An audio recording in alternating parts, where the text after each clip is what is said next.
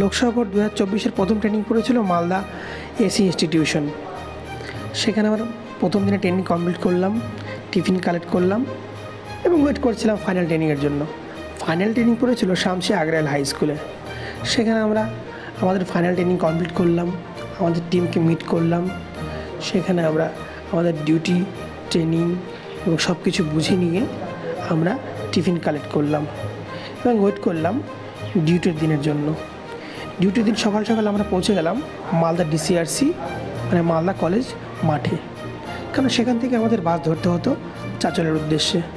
সেদিন সকালবেলা মালদা ডিসিআরসিতে দেখলাম অনেক বন্ধুবান্ধব তারা এসছে, তাদের ডিউটি এখানে পড়েছে। সেখান থেকে হয়তো কোনো ব্লকে তাদের ডিউটি করতে হবে। সেখানে সকাল সকাল প্রচুর তোড়জোড় ব্যস্ততা সবার চোখে লক্ষ্য পড়ছিল। অনেক সাংবাদিক তারা এসেছিলেন, রিপোর্ট করছিলেন। অনেক বন্ধুবান্ধব তাদের ম্যাটেরিয়াল কালেক্ট করছিল। আমরা ওয়েট করছিলাম কখন আমাদের বাস আসবে।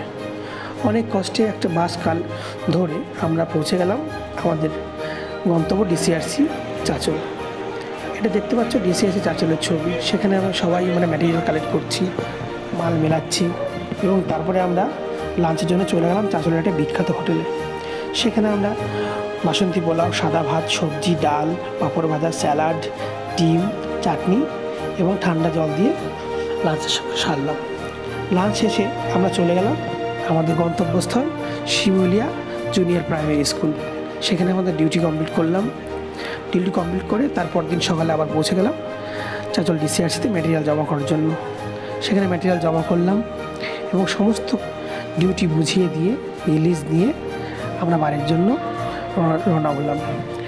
বাস ধরতে অনেক কষ্ট হলো। ফাইনালি অনেক কষ্টে একটা বাস পেয়েছিলাম। সেদিন প্রচণ্ড ঝড় বৃষ্টি হচ্ছিল। রাত্রি 1:30টার সময় অনেক তুমুল ঝড় বৃষ্টি পার করে শেষ পর্যন্ত বাড়িতে পৌঁছালাম।